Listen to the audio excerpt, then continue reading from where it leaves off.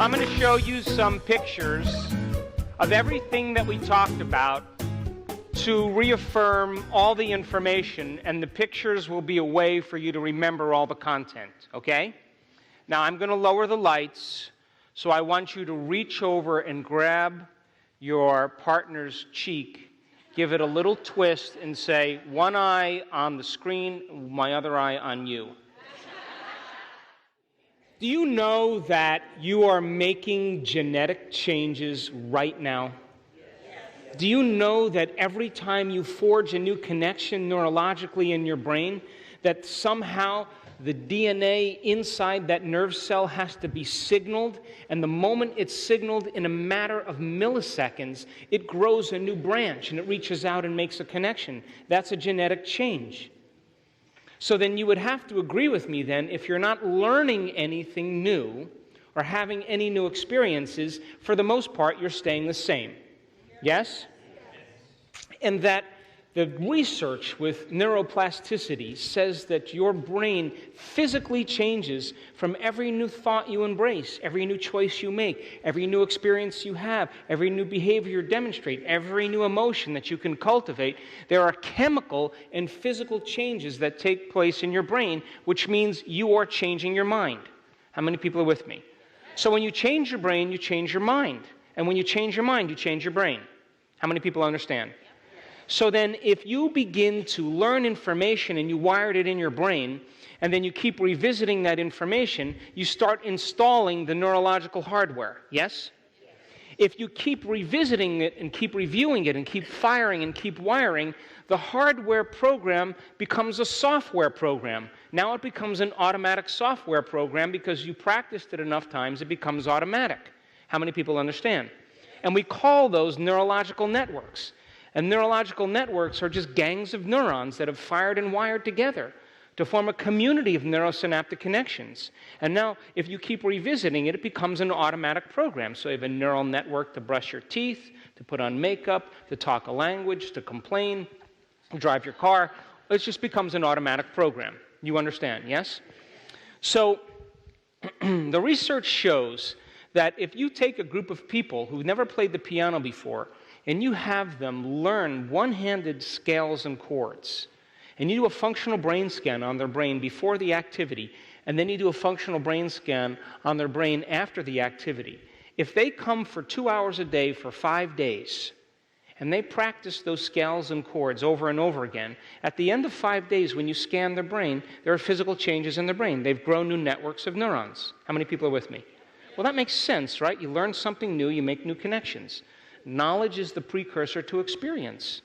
Then once you begin to get some instruction, you get your body involved. And when you get your body involved, you have a new experience, and experience enriches the brain. More neurons begin to connect because experience is more sensory input. You with me? If you pay attention to what you're doing, you have to pay attention. And if you keep repeating it over and over again, the neurons begin to fire and wire, and you create a cluster of neurons to reflect your external activity. How many people understand? You got that, right? But if you take another group of people and you have them close their eyes and you have them mentally rehearse playing the scales and chords, at the end of 5 days, those people who rehearsed playing the scales and chords in their mind grow the same amount of circuits in their brain as if they were physically performing the activity. In other words, when you're truly focused and you're truly paying attention, the brain does not know the difference between what's going on out there and what's going on in here. And the brain literally believes that the thought is the experience, and without lifting a finger, it looks like they have been playing the piano for 5 days. In other words, it looks like the experience has already happened. How many people are with me? So it begs the question, what do you mentally rehearse all day long, and what do you physically demonstrate all day long? Because what you mentally rehearse all day long, think about, and what you physically rehearse, demonstrate, is who you are on a neurological level. How many people are with me? So then, if you're rehearsing a new way of being then, and you continuously revisit what it would be like to be that person, just like the piano players, you're installing the neurological hardware ahead of the experience. You with me? If you keep repeating the experience over and over again in your mind, the hardware program becomes a software program. It becomes a new neurological network, which is an automatic program, which becomes part of your new identity. How many people are with me? A little nudge. You got that, yes? Yes? So when I say to my daughter, you can't get up from your meditation until you feel like you just shopped your brains out, she says, no problem. Because she's going to have a great experience in there, and she's going to emotionally give her body a taste of the future. And she's going to get up like it already is done. You understand, yes? So then you may say to me, well, that's really good dinner conversation, Joe. I understand how mental rehearsal can change the brain because you can change your brain just by thinking about it. I understand neuroplasticity, but how does it change the body? Well, I did an experiment where they took a group of people and they had them pull a spring for an hour a day for 4 weeks. These were college sophomores, obviously. And then they took another group of people and they had them come and mentally rehearse pulling the spring in their mind for 4 weeks. And all they had to do was visualize it and say, harder, stronger, harder. And they kept doing it over and over again. Well, at the end of the experiment, the people who pulled the spring had a 30% increase in muscle strength. Well, that makes sense, right? You put a load on a muscle, you take that muscle through a range of motion, there's resistance, the muscle fibers tear, and they grow back bigger. That's a genetic change. You with me? That's accommodation. But the people who mentally rehearsed pulling the spring, at the end of 4 weeks, had a 22% increase in muscle strength, but they never lifted a finger. In other words, their body looked like they'd been experiencing the event ahead of the actual event, and there were physical changes in their body to look like they have been exercising their finger for 4 weeks. Now their body is in the future. You with me? So if there are physical changes by thought alone in your brain and body to look like the experience has already happened, then the experience has already happened. How many people understand? It's evidence in your body. Now that's when you can relax. And everybody in your life could be stressing out and you could just be connected to that destiny. How many people are with me? And that's called peace. Would you agree? So then, the process of mental rehearsal means then that you are going to imagine yourself living in that future, the choices you're going to make, the behaviors you're going to demonstrate, what you're going to do with all your wealth, how it's going to feel, what experiences you're going to create, who you're going to contribute to, how you're going to make a difference. And if you keep revisiting that same future every single day, would you agree, just like the piano players, it's going to look like it's happened here already?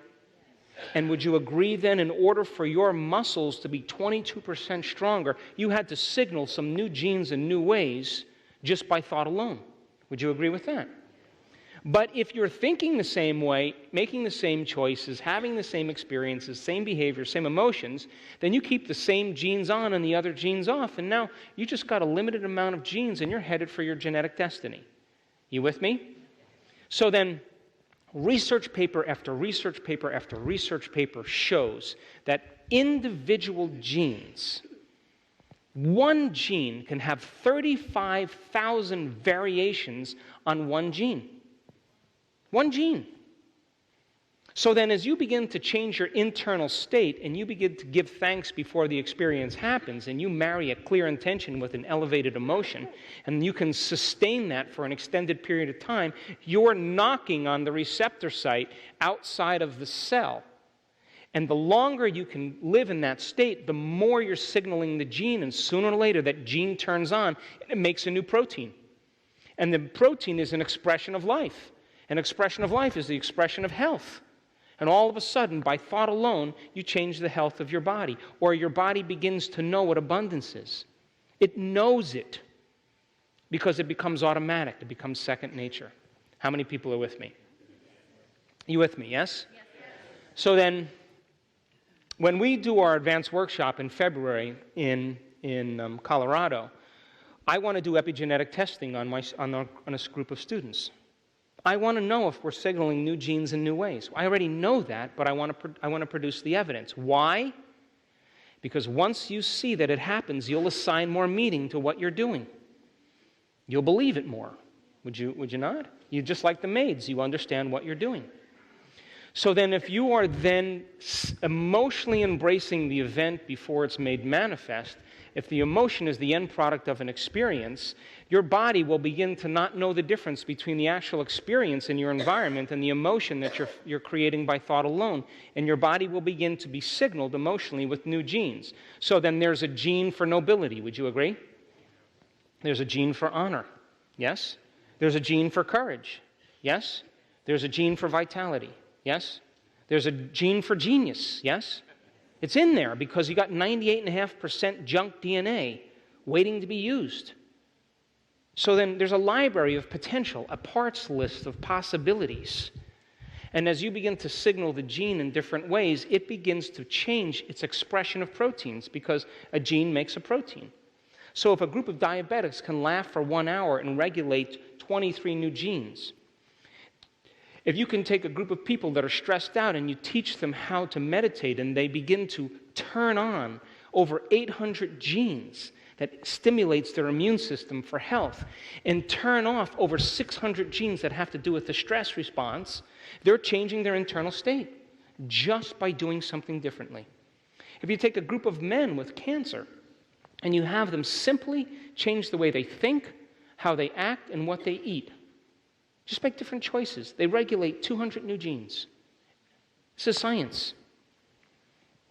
So then you can signal the gene ahead of the environment because, they used to say, genes create disease. Remember that? And then they said, oh, we made a mistake. That's actually not true. It's the environment that signals the gene that creates the disease. Well, how come two factory workers can work side by side, both exposed to the same carcinogenic chemical, and one gets cancer and the other doesn't?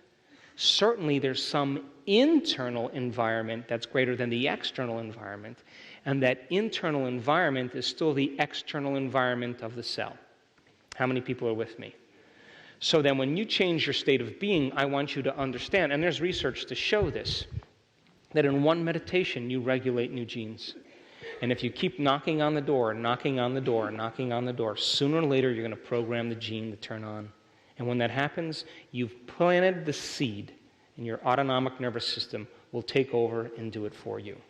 How many people are with me? Yep. So here we go. Let's lower the lights.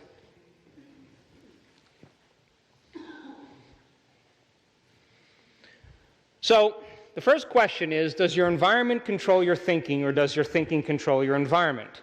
The Newtonian model of reality says that you're going to wait for your wealth to come, you're going to wait for your lover to come, and then you're going to give thanks. You're going to wait for something outside of you to change how you feel inside of you. And when that event occurs, you're going to pay attention to how you feel, and you're going to decide if you like that experience, and you're going to create a memory, cause and effect. You with me? Quantum model of reality is about causing an effect. It's changing how you think and feel, broadcasting a whole new electromagnetic signature, and then watching and measuring the effects in your life with you at cause. So you are causing an effect by changing your internal state. You got that? So, same thoughts will always lead to the same choices. The same choices will always lead to the same actions and behaviors. The same behaviors will create the same experiences, and the same experiences will create the same feelings and emotions, and those same emotions will drive the same thoughts, and that's called the personality. That's your old state of being. How many people are with me? So then you would have to agree with me that new thoughts should lead to new choices, yes? And new choices should lead to new actions and behaviors, which create new experiences, which create new feelings, and that's called evolution. You understand, yes? Now, your biology, your neurocircuitry, your hormones, your genetic expression, your physiology is equal to how you think, how you act, and how you feel. You understand that, yes? So then, your personality creates your personal reality. And your personality is made up of how you think, how you act, and how you feel. It's your state of being. So then, your past, present personality, the old self, is the same thoughts, the same actions, and the same feelings that keeps reaffirming your past, present life. So then, a new self then would have new thoughts, new actions, and new feelings. Would you agree? Yes. And the effect then should be a new state of being that should have some effect in your external world. You got that, yes? So, you control your destiny. That because of the new science of neuroplasticity, it says then you're not hardwired to be a certain way for the rest of your life. And because of the concept of epigenetics, you're not doomed by your genes to be a certain way for the rest of your life. Your genes are your starting point in life. And you get to select and instruct different genes because they are a library of potential, a parts list of possibility. How many people are with me? So then when you're in the midst of change and you're crossing the river of change, you have to go from the old self to the new self. And the moment you are no longer putting your attention or investing your energy in the old self, you put a lot of energy in the old self, would you agree? You keep paying attention to the emotions, you keep paying attention to the behaviors, the problems in your external environment. All of that reaffirm the identity. So now you step into the river of change, and instead of putting your energy behind those thoughts, behind those behaviors, behind those emotions, you're observing them. And so as you observe them, you're taking energy away from the old self.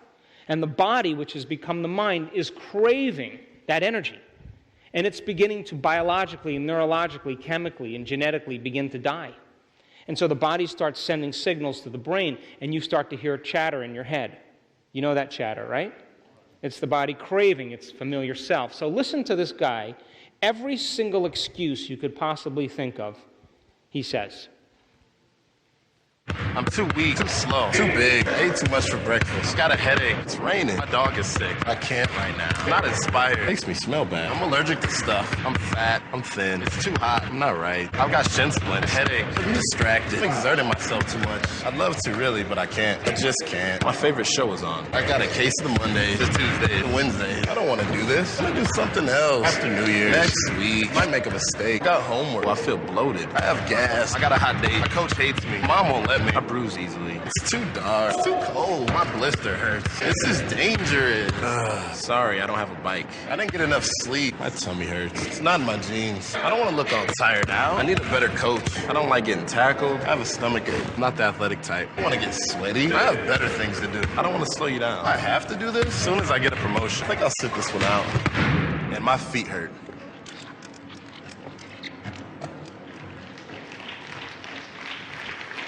So then if you're observing the thought without putting your energy behind it, it means you're no longer endorsing the program. Would you agree?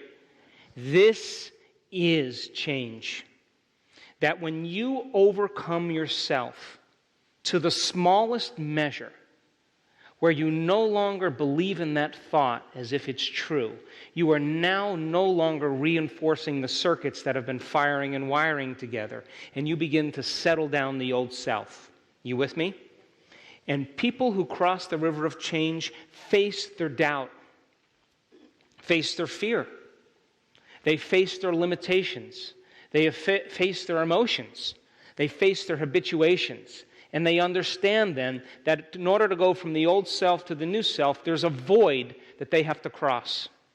And once they understand that they are stepping into the unknown and it's uncomfortable, it's unfamiliar, it's unpredictable, and they can begin to realize that when they are there, it's a good idea to create a new state of being right there, because if they're creating a new state of being, they're biologically, neurologically, chemically, endocrinologically reinforcing and genetically a new self.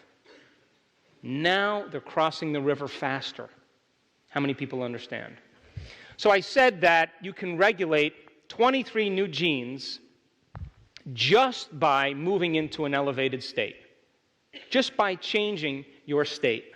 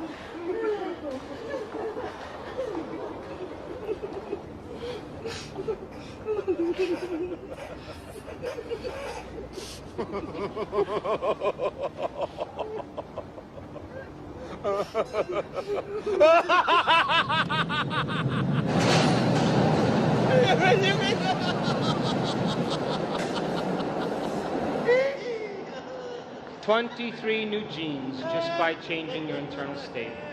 Turning new genes on and turning old genes off. It's that simple.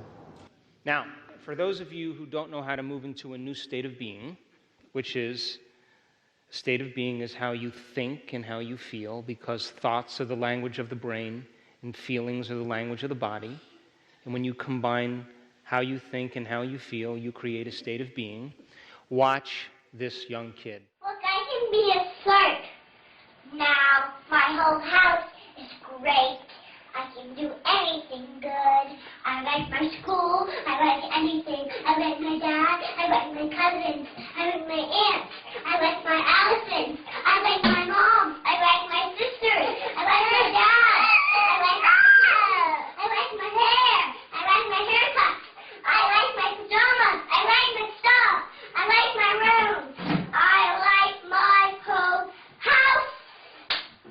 whole house is great. I can do anything good. Yeah, yeah, yeah, yeah, yeah. I can do anything good. Better than anyone. Better than anyone. Think she's going to have a good day? It's that simple.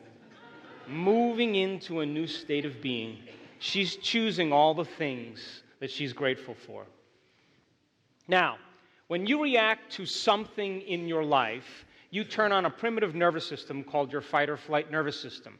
The fight or flight nervous system, the moment you perceive a threat in your external environment, the neocortex associates the image in the external world with the image imprinted in the brain, and it sends a signal to the limbic brain that sends an electrochemical signal down the spinal cord and turns on the adrenal glands.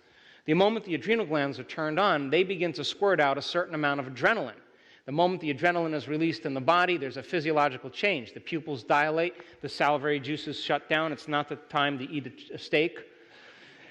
Your heart rate increases, your respiratory rate increases, and blood is sent to your extremities. And now you're prepared to either fight or run.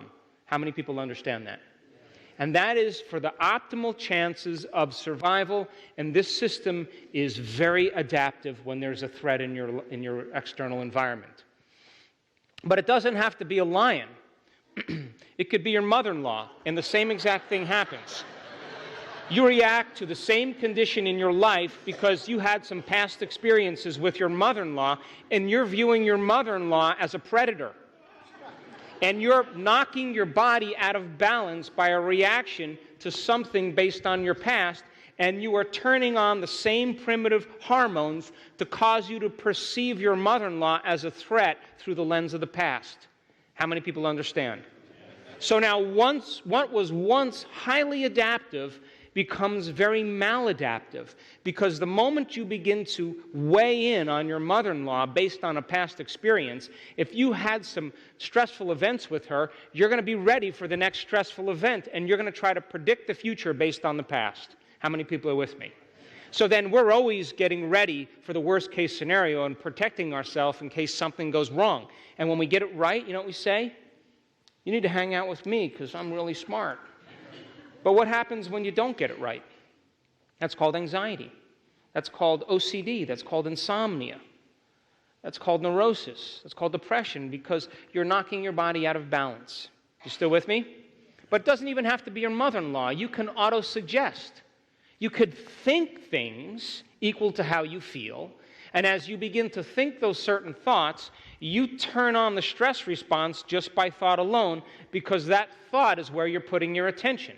And all of a sudden, you activate the amygdala. The amygdala sends a signal to the hypothalamus. The hypothalamus makes a blend of neuropeptides that signals the pituitary. And all of a sudden now, you're sending chemical information. You get a rush of energy now, and your body goes through the same physiological response just by thought alone. How many people are with me? And so then when you turn on the stress response and you can't turn it off, and you become addicted to those thoughts because they carry a high emotional quotient, then sooner or later you keep knocking your body out of balance just by thought alone. And that imbalance becomes the new balance, and now a person is headed for disease because of chemicals of stress push the genetic buttons that create disease. So our thoughts literally can make us sick. How many people are with me? Now, in the first two pictures, that particular syndrome is with the adrenal axis, and that adrenal mechanism down the spinal cord is what I call the fast track. It happens in moments to seconds to hours. This one is called the hypothalamic pituitary adrenal axis. This is the release of cortisol, and cortisol lasts for hours to days. One is short-term, the other is long-term. Cortisol is the anti-inflammation, anti-pain chemical. If you're getting chased by a lion, or you're battling with a tribe of angry tribesmen, the cortisol helps you to reduce the amount of pain in your body, so if you're fighting or you're running, you can do it for an extended period of time. But cortisol, in the long term, begins to break the immune system down, because the chemicals are very, very toxic to the immune system, because all of your energy is going for your external environment, and there's no energy for growth and repair. It's like there's a hurricane coming through Austin. it's an emergency situation, you're not going to think about remodeling your kitchen, right? There's no energy for long-term building projects because the body is interpreting a threat in the external environment. It's not a time to go within. It's not a time for growth. And so if you keep the body in emergency mode, sooner or later there's no energy for growth and repair or long-term building projects. You got that? Poke the person next to you, please. This is called the parasympathetic nervous system. This is the nervous system of relaxation. When you eat that big Thanksgiving dinner or Christmas dinner, all of a sudden your salivary juices increase, your pupils constrict, your blood flow is sent to your internal organs away from your heart, and your body now is in growth and repair. And if I said to you, hey, come on, let's go jump on the trampoline a little bit, you would say, dude, tomorrow. Now, we live in two states of mind. The first state of mind is called survival. That's the animal part of us. Living in survival is living in stress. When you are in stress, you become contracted. You contract from your environment because there's a threat in the external world. We could say that when you contract, you become more particle and less wave. The body goes into catabolism, which is tissue breakdown. There's dis-ease or imbalance that's created. You have degeneration. The primary emotions of fear, anger, and sadness or aggression are the primary emotions that are driven by the hormones of stress. All other emotions like guilt and shame are variations and blends of these. You become selfish. It's all about the self. You define the self as a body living in the environment, living in linear time. Energy is always lost in the system because you're mobilizing enormous amounts of it. You're living in emergency mode, and you become very narrow focus or very object focused. You know, when you're in stress, you're obsessing about one thing all the time. And people are saying, well, what about this and what about that? And you keep viewing the same possibility. You're not open to other possibilities, and you're focusing on your external environment, and you're focusing on an object. You're focusing on a particle, and you're missing or eliminating or editing out possibility. How many people are with me? This is what we say: you feel separate from possibility because you're more matter and less energy. You're more particle and less wave. You're determining reality by your senses, and if you're determining reality by your senses, where you put your attention is where you put your energy, so now you're trapped in 3 dimensions. You're living by cause and effect. There are limited possibilities because you're trying to forecast the future based on the past, and you're missing out on possibilities. How many people are with me?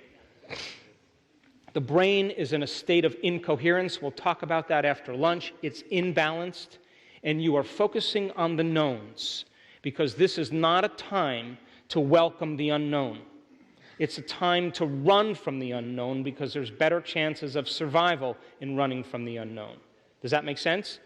If a deer is in the forest and all of a sudden a logging truck pulls up and a big machine gets off and starts screeching, and the deer sees this big machine and it's yellow and it hears the sound and it smells the vapor in the air and it tastes the diesel and feels the ground rumbling under its feet, it's going to run from the unknown because there's better chances of survival and fleeing. You with me? So then if you're living by the hormones of stress all day long, wouldn't you agree then you're going to run from any unknown possibility? You know, the aliens are going to land in the backyard, and they're going to have the ship, and you're going to be like, well, can you come back on Tuesday? Dancing with the Stars is on tonight. Or, geez, are you going to have, I don't eat carbohydrates, so you guys going to have food for me? You know, we tend to run from the unknown. So then, when you begin to, and by the way, as a side note, there's a reason for that. Because the chemicals of stress, the cortisol, actually begins to denature the fibers in your hippocampus. Your hippocampus is the part of your brain that consolidates memories. It's what makes known the unknown. So then, if you take a group of laboratory rats and you teach them a maze, and they go through a maze, and then you ask these volunteers if they want to donate their hippocampi to science, and they all say yes, of course. And you radiate their hippocampus on both sides. And you put those rats back in the maze. Do you know that they never go to any new areas? They stay in the known. You with me? So then, if you begin to denature the neurons in your hippocampus because of the hormones of stress, you will always crave the familiar. You'll stay in the known and never venture into the unknown. You with me? Now, good news, because one of the areas of the brain that actually regenerates is called the hippocampus. There's new neurons that grow in the hippocampus every time you learn an experience. So then, if you're damaging the very machinery that crave adventure and crave the unknown, then you have no mechanisms to want to embrace possibility. But if you begin to break the addiction to the hormones of stress and you begin to get beyond them, the hippocampus will naturally regenerate. And all of a sudden, you'll crave adventure again. You'll want to leave the Shire. Stop eating bacon and eggs. Now, our divine aspect of ourself, our creative aspect of ourself, is when we are in homeostasis, when we are expanding, we're emulating the universe. There's anabolism, which is tissue repair. There's health, there's order, there's regeneration. The elevated emotions of love, joy, trust, knowing, gratitude, the natural state of being, all of a sudden become the emotions that drive us to a new future and no longer keep us anchored in the past. We become selfless, which means now we're no longer defining the self as the primary mechanism. The world revolves around us. We are now contributing and wanting to make a difference. We are considering the community. The process of creation requires becoming no thing, nobody, no one, nowhere, no time. Energy is always created in the process of creation. There's growth and repair going on. We tend to open our focus. We see possibilities that we would never see before because now we're no longer limiting our mind. We feel connected to possibility. We're determining reality beyond our senses. We're focusing on the wave instead of the particle. Well, people will say to you, oh, that reality is such nonsense. You say, actually it is. Because I haven't experienced it with my senses yet, but I'll call you when it happens. Because quantum physics is nonsense.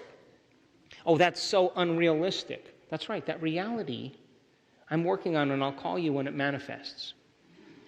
So it's a reality beyond the senses. You are causing an effect. You are producing an effect.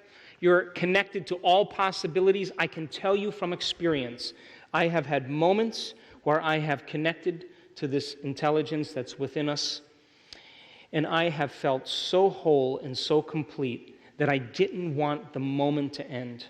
I did not want to get up. I didn't want to go anywhere. The only thing I could say to myself was, memorize this feeling.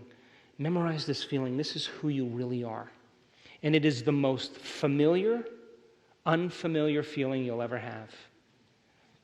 And that's when you begin to drink from a deeper well. And the brain naturally goes into orderliness or coherence. We'll talk about that after lunch. And now you are craving the unknown. You are craving possibility because you are focusing on the 99.999% of reality that is possibility. You're no longer putting your attention on the particle, on matter, and determining it with your senses. You've just taken your attention off it and put it on possibility. How many people are with me? Now, give your person next to you just a slight little poke. Poke the particle. So now, little quantum physics, you're geniuses, right? So, quantum model of reality, right? All of a sudden, Descartes and Newton are defining reality as mind and matter as separate. Descartes didn't really want to be bothered by mind because it was too convoluted. And so he said, look, I want to do my research, so we'll create the sphere of science, and that'll be studying matter, and then there'll be the sphere of the mind, and that'll be religion. So science was always matter, never mind, and religion was always mind, never matter. And they were never to be combined. You got it? Newton comes along and he says, F equals ma, I got some laws here, I got some mathematics, and I'm going to prove that everything that Descartes said is true. There's the outer world, the objective world, that's very predictable. And because of Newton, we can shoot a rocket to the moon. You can know that when you fly from New York to LA, you're going to know exactly when you're going to land because someone's going to calculate the wind and the speed and the takeoff and all that stuff. And to the minute, you're going to land exactly as anticipated. It's predictable. You with me? And Newtonian physics is very, very important for us to function because it gives us understandings in time and space. Einstein comes along and he says what? E equals mc squared. The moment he says E equals mc squared, he publishes his paper. And guess what? No footnotes. He didn't say this person said this person said this, so I'm going to say this. He said, ladies and gentlemen, this is how it is. I had a vision, I saw it, and I got to learn the mathematics to explain the vision. And what he really was saying was that matter and energy were somehow related. And the currency converter is the speed of light. And nothing could move faster than the speed of light. So then all of a sudden these physicists get together, Planck and Einstein, and they start disturbing the electrons in metal. And they're going to look to see how the electron behaves. So they're expecting it to behave just like an apple falling from the tree or the planets rotating around the sun. It's going to, when it loses energy, it's going to fall towards the larger mass, the Earth. So when you disturb the electron, it should move like a ball rolling down a hill towards the nucleus of the atom. But when they disturb the electron, it doesn't do that. It gains energy, then it loses energy. It gains energy, then it loses energy. Instead of looking like a ball rolling down the hill, it's more like a ball dropping down a flight of stairs. Now, all of a sudden, the very tiny world is not behaving like the very large world. You with me? So then they start looking for the electron to try to measure it, to observe it. And guess what? Everywhere they look for the electron, it appears. So they take their attention off the electron and it goes back into possibility. So the electron exists in all these probable fields of information. The moment the observer comes along and looks, it collapses from energy into a particle, and that's called collapsing the wave function or a quantum event. You with me? Give me a nod. Yes? But guess what happens? The moment the observer takes her attention off it and looks the other way, that particle goes back into possibility. You with me? So then, all of a sudden, mind and matter are somehow related. Subjective mind has an effect on the objective world. And somehow, mind and matter are so intimately related, it's impossible to distinguish either one of them. You still with me? Yes? So here's the question. If you're observing your life from the same level of mind, you as the quantum observer are causing infinite waves of possibility to collapse into the same patterns of information called your life. Are you with me? And if you're living by the stress hormones and you're more matter and less energy, then your observation doesn't have an effect too much on matter because you're matter trying to change matter. How many people are still with me? And so people will say to me, well, I didn't create that car accident. How did I create that car accident? I wasn't focused on the car accident. And I always say, well, you created that car accident by not creating. You created it by default. If you're not creating, you're left to the randomness of reality and something's going to bump into you. How many people understand? So then, think about this. If you take your attention for a period of time, you as the quantum observer, off the problems in your life, off your pain in your body, off your past and your emotions, wouldn't you agree then, you as the quantum observer, if you could become nobody, no one, no thing, nowhere, no time, to surrender as a thought impossibility, wouldn't you agree then, you as the quantum observer, are causing patterns of information called particles to turn back into possibility? How many people are with me? And so then the moment you keep revisiting your life from the same level of mind, you keep freezing reality into the same patterns. You get the idea? So then you can't create a future as a victim or insecure or hopeful or worried, because that's the past. To emulate the divine is to be divine, is to be expanded, it's to be unlimited, it's to be invincible. And when it comes time to command matter this afternoon, and you move into a new state of being, you better be big. And you better feel invincible, and the hair on the back of your neck has to stand up because you are commanding destiny. You're the observer. And the moment you take your attention off your known life and you put it on your future, and your brain doesn't know the difference, you're causing infinite patterns of information to collapse into new particles called a quantum event or an experience in your life. And people have done it over and over again. How many people are with me? I got sidetracked there. Anyway, you have two memory systems in your brain. You with me? Come on, Austin. Give me a little nod over there. Okay, good. So the first type of memories are called declarative memories. Now, you ready for this? Declarative memories are just memories that you can declare.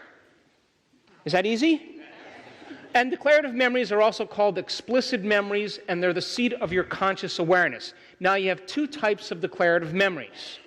The first one is called knowledge, facts, information that you learn. And we call that semantics. And that's stored in your thinking neocortex, your thinking brain, the philosopher, the theologian, the analytical mind. You with me? Yeah. So you read the book on how to build a doghouse. You read a book on how to be wealthy. You read a book on how to lead. You read a book on how to be a more patient parent. And all that information is stored in your philosophical, analytical, theoretical, intellectual neocortex. You with me? Yeah. So then, the second type of declarative memory is through experience, through the events in your life. They're called episodic memories. And that's stored in your thinking and feeling brain, your neocortex, and your limbic brain. Now, this is the autobiographical self. If I've learned these things and I experience these things, I can declare them. Would you agree? So I know I'm a man. I know I wear a size 9.5 shoe. I know I like garlic mashed potatoes. I know my chemistry teacher had bushy eyebrows. I know I have 3 kids. I know I have 20 horses. I know a few things about neuroscience. I know a few things about the body. I know a few things about health because I either learned them or experienced them, and that's the autobiographical me. You with me? So then, if you learn a bit of information, let's say you read the book on success, and you get the companion CDs, and you do the webinar, and you get all this information stored in your thinking brain, and now you apply that, you personalize it, or you demonstrate it, you're going to have to modify your behavior in some way. And if you change your actions and you do something differently, you're going to have a new experience. Would you agree? Yeah. The moment you have a new experience, you create a feeling. And the moment you create a feeling, you activate the limbic brain or the emotional brain. So then when you restrain your behaviors that keep you doing the same thing and you start doing something new, when you have the experience and the check shows up in the mail, all of a sudden you feel wealthy. You feel successful. Or you lead in some way and you get your behaviors to match your intentions and actions equal to your thoughts and your mind and body and working together. All of a sudden you feel like a leader or a patient parent. And so the emotional quotient then teaches the body to understand what the mind is intellectually understood. So knowledge is for the mind and experience is for the body, and in that moment you are embodying knowledge. You got it? And you are signaling new genes in new ways. So then, it's not enough to do it once, though. You have to be able to repeat the experience over and over again. And if you keep doing it over and over again, over and over again, over and over again, over and over again, all of a sudden it becomes non-declarative. Now, you know what non-declarative means? You've done it so many times, you don't even know how to declare it. You don't even know how you do it. It's subconscious, it's automatic, it's implicit, it's who you are. So you can't consciously even describe how you do it because it's a skill now. It's a habit. It's a behavior. It's an emotional reaction. You've conditioned your body to be the mind. And this is when you activate the third brain called the cerebellum, the seat of the subconscious. Now, 95% of who you are exists in this non-declarative system. How many people are still with me? So, you have an implicit memory to brush your teeth. You have an implicit memory to put makeup on. You have an implicit memory to wash yourself in the shower, to drive your car and go through the same routine behaviors. All of those things have become subconscious automatic programs. And that's where 95% of who you are exists. You with me? Now here's the question. If you were to change, then if 95% of who you are is here, wouldn't it be a good idea to become conscious of your unconscious thoughts?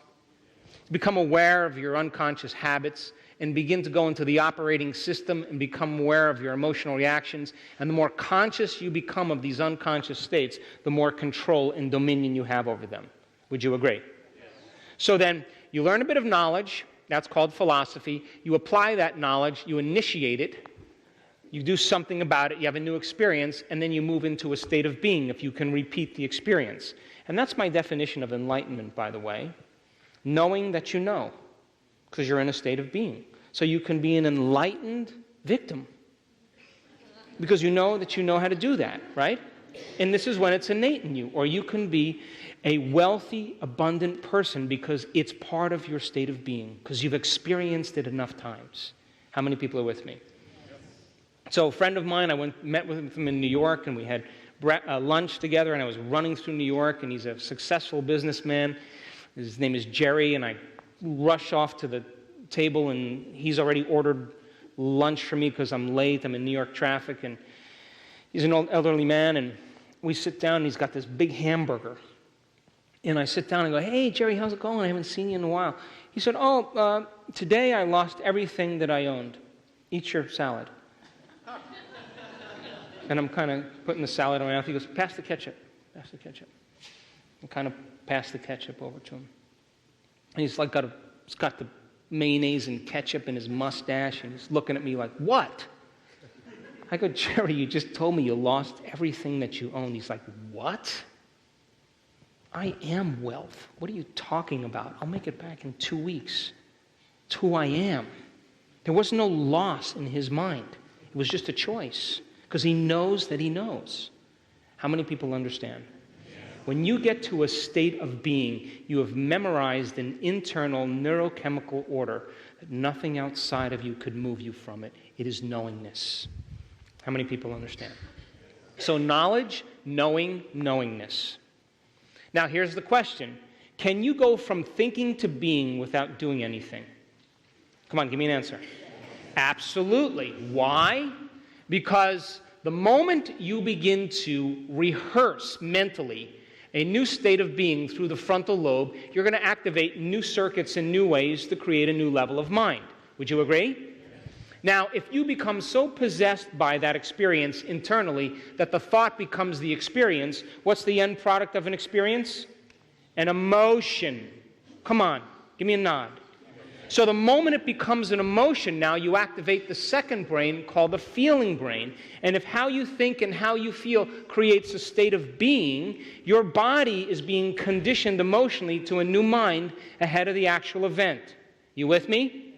If you can revisit the experience over and over again, and you're thinking and feeling differently, you keep practicing it, the body becomes the mind, or the mind and body merge as one, or you memorize a neurochemical state, and now you are in a state of being. And you just went from thinking to being without doing anything. And when you're in that state of being, and you get up, you're more prone to do things and think things from that state of being. How many people are with me? Some people say to me, Dr. Joe, well, that's fake it till you make it. I'm like, really? Really? You ever drive down the road and you're thinking about telling off that coworker, and you start thinking, oh my God, this is what I'm going to say to her. And you're driving down the road and you become so possessed by the thought that the internal picture becomes more real than the external world, and you're rehearsing what you're going to do, and the thought becomes the experience, and neurotransmitters activate neuropeptides, and neuropeptides signal your adrenal glands, and all of a sudden you're getting a rush of adrenaline. And then you say, oh, no. You know what I'm going to do? I'm going to write an email. And all of a sudden, you're in your mind driving to work writing this email. And all of a sudden, the chemicals are happening. No. You know what I'm going to do? I'm going to get the boss. And we're going to go in. We're going to sabotage her. I'm going to tell her. And you start running through these scenarios. And the thought becomes the experience. Would you agree that sooner or later it's going to get into the body, and you're going to make the hormones to prepare you for the event by thought alone? You get to work, hello, slam the door, walking, talking maniac. And all you did was drive to work. You went from thinking to being without doing anything. Would you agree? Yes. Or are you sitting and you have a sexual fantasy and you become so involved in the fantasy that the inner picture becomes more real than the external world? And all of a sudden you open your eyes and you're feeling differently and being differently than when you closed them. Would you agree? You went from thinking to being without doing anything. And that is the purpose of meditation, is to move into a state of being and allow the inner picture to become the experience and emotionally teach your body what that event is going to be like ahead of the actual event. So when you combine that intention with an elevated emotion, you are in a new state of being. And if you keep practicing it over and over again, it will become familiar to you.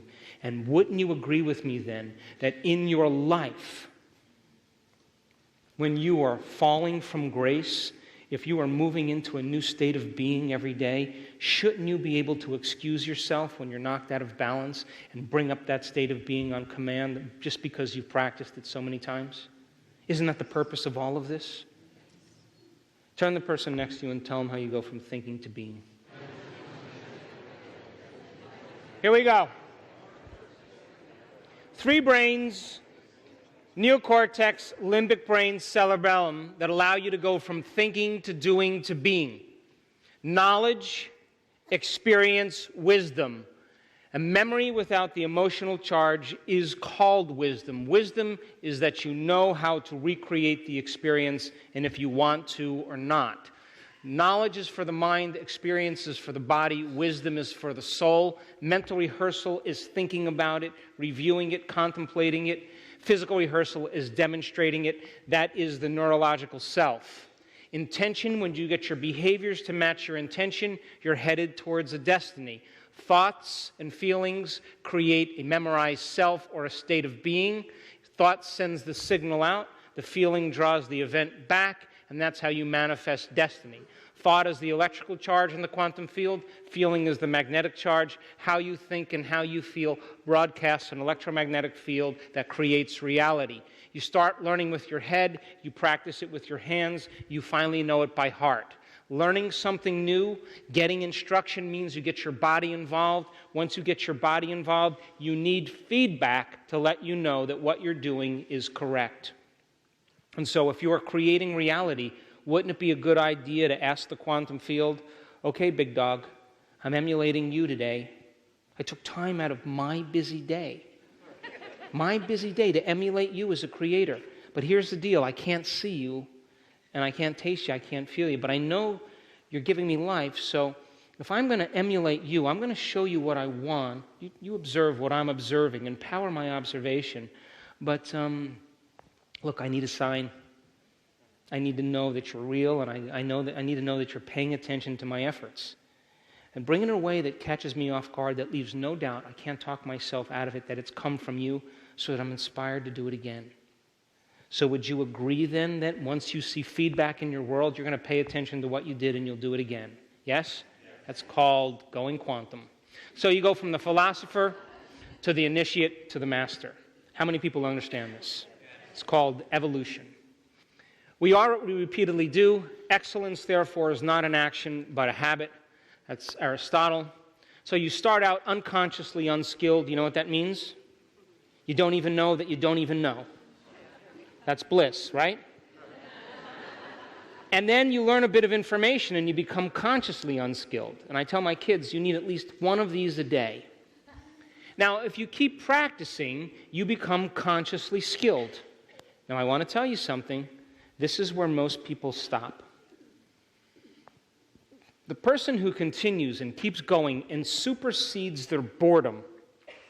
Why do you have to go past your boredom? Because boredom means it's becoming familiar to you. It's becoming routine. It's becoming automatic. And if you continue a little bit past your boredom with a greater level of awareness, it will become unconsciously skilled. Now it's automatic. It's second nature. You don't even have to think about it. And when I start getting bored with my creation, I know I'm getting close. How many people are with me? So, 3 brains. Here's the neocortex. That's your thinking brain right there. It's the largest in human beings and dolphins. It's the latest piece of neurological machinery. Right underneath it, the size of an apricot, is called the limbic brain or the emotional brain. And back here is called the cerebellum, thinking, doing, being. 3 brains. How many people got it? Now, neuroplasticity. Neuroplasticity is our brain's ability to change its synaptic wiring by learning information, by recording experiences. There's physical changes when you do that. And then to be able to maintain a modified state of being. Plasticity allows us to evolve our actions and modify our behaviors so that we can do a better job in life. Does that make sense? Now, neurorigidity, that's a word that I made up, but it's only using our brain's pre-wired synaptic connections, our memories, without ever making any new connections. It's never learning from experience. Rigidity is to process the same thoughts and perform the same actions and expect a different result. And you know what that is, yes? So rigidity then is thinking inside the box. It's making the brain fire in the same sequences, in the same patterns, and in the same combinations over and over again, and you hardwire your brain into a very finite signature. It's living life from past memories without learning new things and having new experiences. It's keeping the brain firing in the same pattern. How many people got that? So then thinking outside the back box is plasticity. It's making the brain fire in new sequences and new patterns and new combinations. And whenever you make your brain work differently, you're changing your mind, because mind is the brain in action. How many people are still with me? So then if we look at plasticity, it's learning new things, creating new experiences, and making new memories. It's making the brain fire in new ways. And the one ingredient that allows us to do that is knowledge and information. Yes? So, a neuron, it's the simplest functional unit of the nervous system.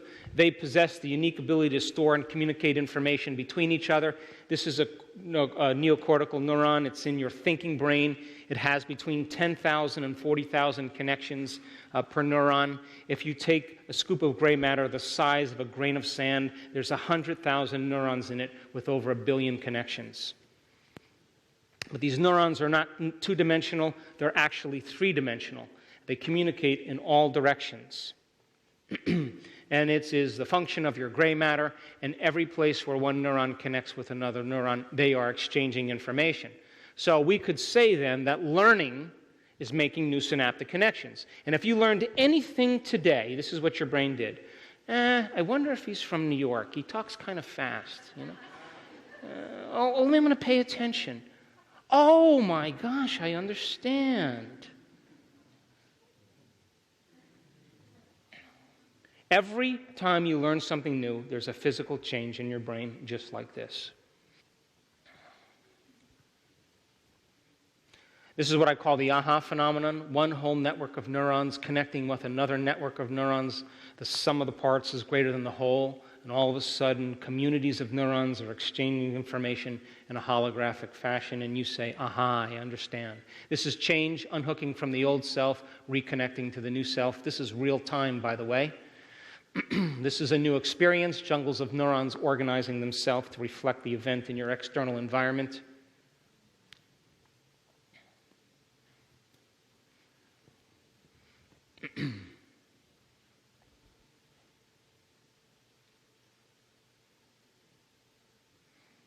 So if learning is making new synaptic connections, then remembering is maintaining and sustaining those connections. And just like any relationship, the more we communicate, the more bonded we become.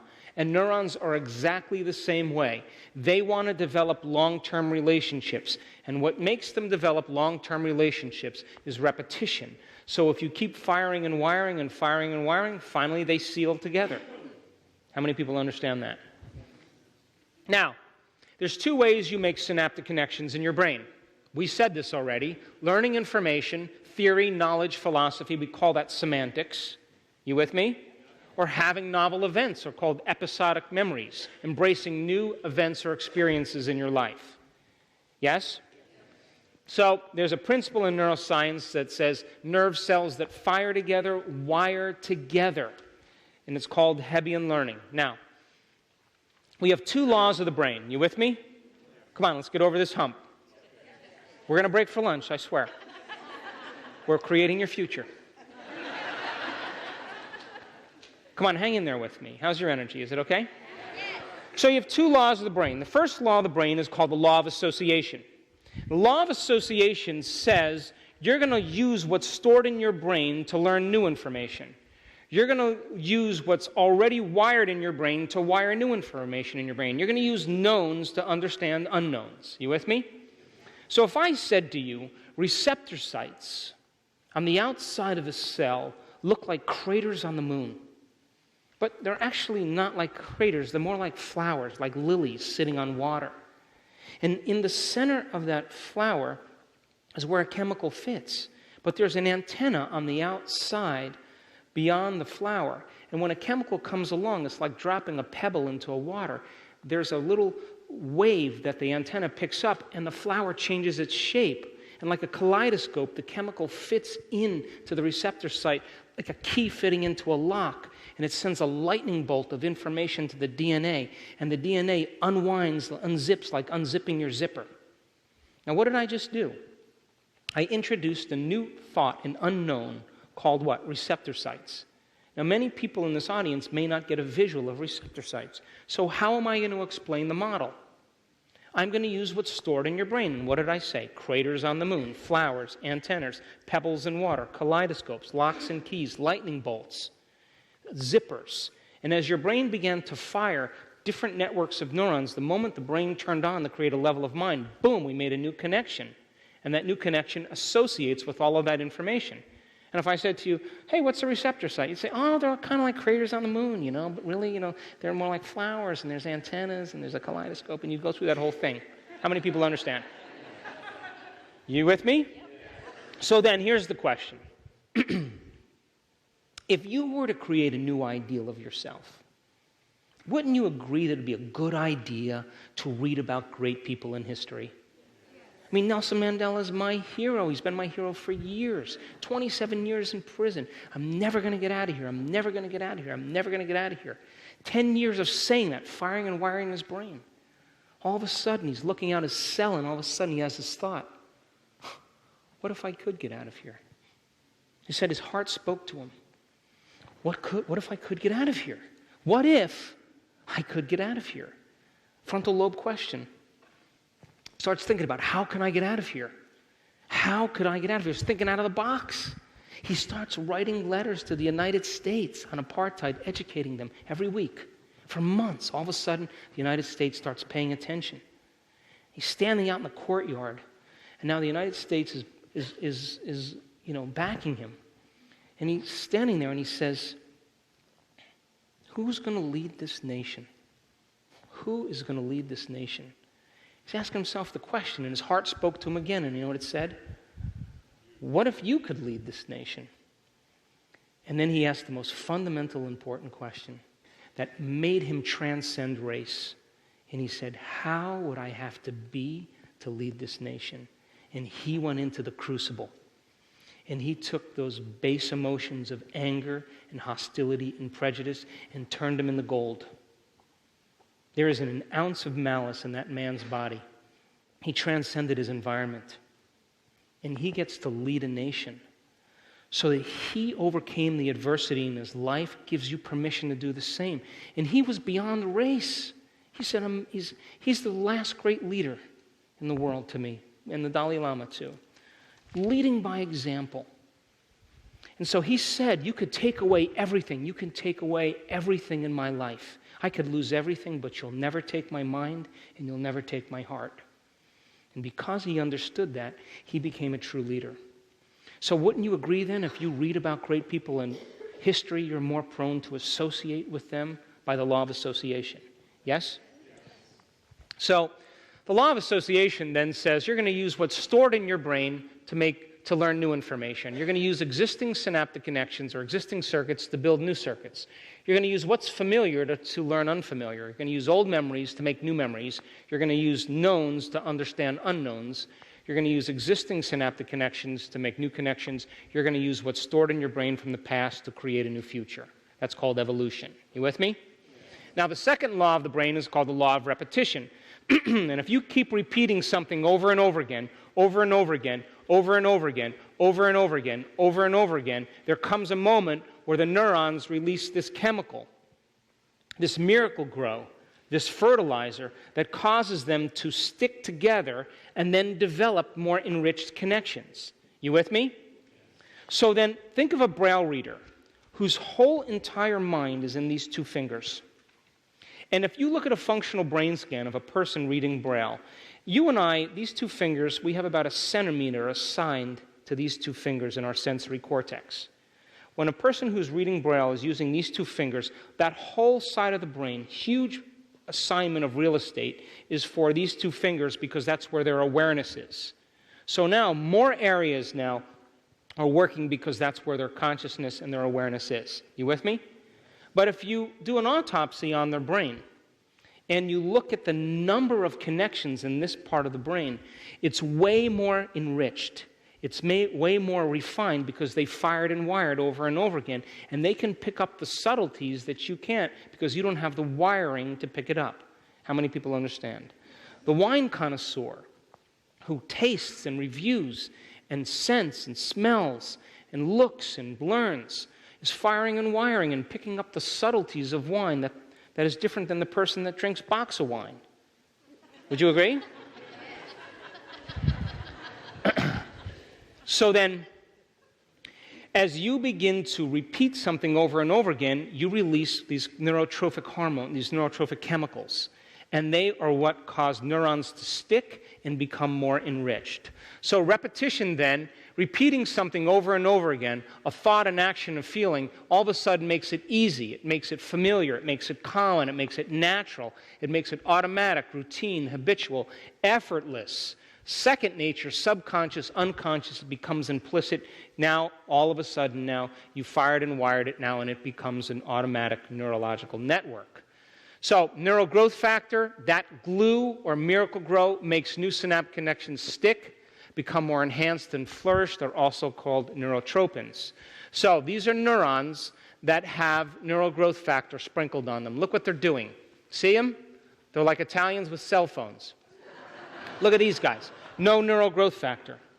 And what are the two ways you make neural growth factor in your brain? Learning something new and repeating it, and having novel experiences in your life. Am I making sense?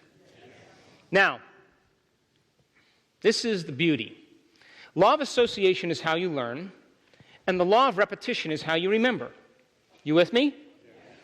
Give the person next to you a little bump. Now, neural networks, those networks of neurons that you form are developed by combining the law of association, learning new things, along with the law of repetition, repeating them and remembering them to create a new level of mind or to make your brain fire in new ways. Now, neural networks are the automatic, hardwired programs that we unconsciously and automatically use every day. You with me? So here's my question. Are you making a neural network today? Yes. Are you learning new information? Yes. Are you repeating it? Yes. And if you keep repeating it, are you firing and wiring it to create a new level of mind? Yes. To make your brain fire in new ways? Yes. So there's genetic changes going on in your brain right now. Yes? And if you keep repeating it, the hardware program becomes a software program. You understand that, yes? So a neural network, then, are just gangs of neurons that have fired and wired together to form a community of neurosynaptic connections, and it could be related to a concept, an idea, a thought process, a memory, skill, behavior, or an action. You with me? So here we go. This is a neural network. If you take a scoop of gray matter the size of a pea and you stretch neurons out end to end, it'll be 2 miles long. This is the chemical component of neural networks. See how they look like spaghetti? Law of association. But there's actually an electrical component to neurons. You want to see a thought? Here we go. There's a thought. Watch again. You generate more electrical impulses in your brain in one day than all of the cell phones on the planet put together. And it's not coming from the candy bar you ate on the break either. You are connected to the field. Your brain is the superconductor of consciousness. It sends and receives information. So, neural networks are the automatic, hardwired programs that we use every day. The average speed of neurological transmission in a network of neurons is between 200 and 300 miles per hour.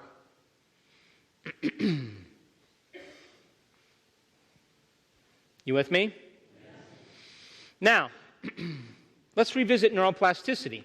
It's to fire a series of many diverse networks of neurons in different combinations, sequences, orders, and patterns to produce a new level of mind and to be able to repeat that same frame of mind at will and make it look natural and easy. Would you agree? So then, the more you revisit it, the more you begin to seal the deal. Now, your frontal lobe is your creative center. That is where you create from. It allows you, 40% of the entire brain, to have free will. to have where you learn. It's where you have intention. It's where you invent possibilities. It's where you pay attention. It's where you speculate. It's where you decide. It's where you begin to control your behavior. It's when you focus and concentrate. It's when you restrain yourself from emotional reactions. It's the boss. It's the CEO. It's the symphony leader. It is the seat of your conscience. And that's what allows you to observe who you're being so you can change and modify to produce a new outcome. Learn from your mistakes. How many people understand? Now, when the frontal lobe is in full operation, if you truly meditate or you truly create, something amazing happens. The frontal lobe, like a volume control, doesn't want to be distracted by any extraneous stimulation. So what it does is it lowers the circuits in your brain that process time and space. And so as the frontal lobe turns on, it begins to activate this motor center and it quiets the circuits down in your motor center, and you become still. You move into a trance. It silences the circuits in your sensory center, and you no longer feel your body. You become nobody. It cools off or shuts the lights out in the parietal lobe where you process time and space. And if there's no mind to process time and space, there is no time and space. If it cools off the circuits in the visual cortex, you're driving down the road. You no longer even see your environment.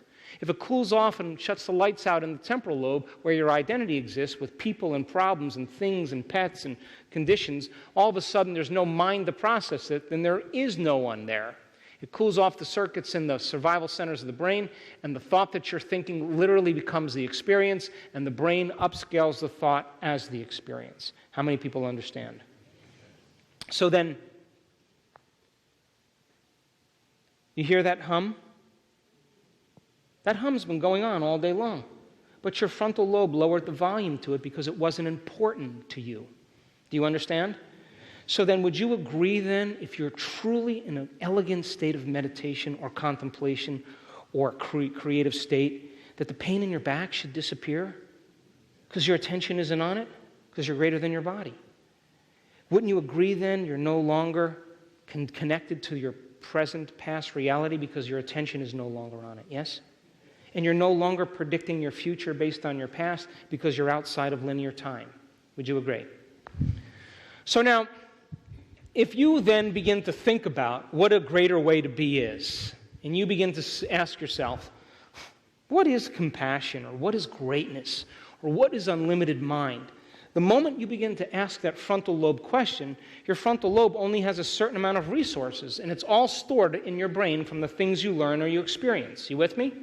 So you say, what is compassion? And you go, oh, I read the book on compassion. That was pretty good. And you activate those networks of neurons.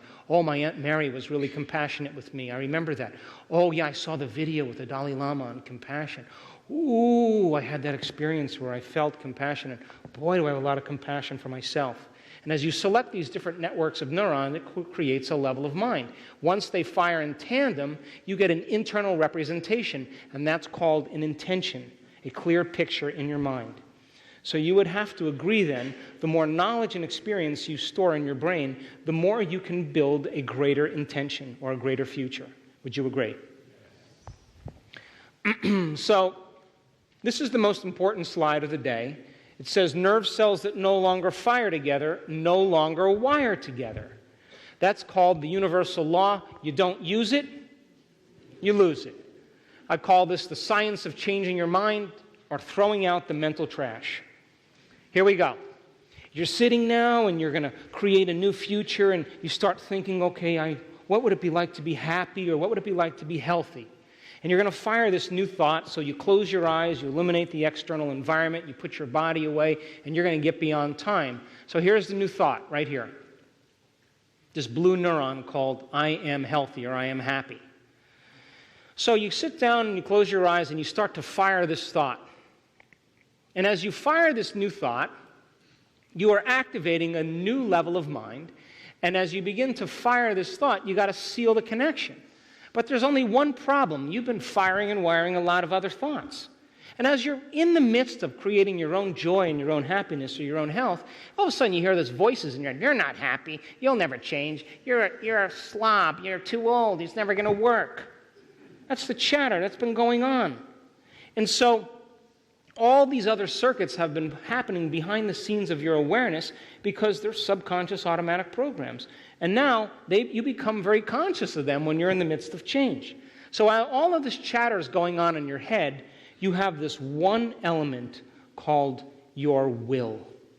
And your will is connected to your spirit, and if you keep firing that same thought over and over again and restraining those other thoughts, if you keep doing it over and over again by the law of repetition, sooner or later what's going to happen? That's going to become the loudest voice in your head or the strongest signal in that neuron.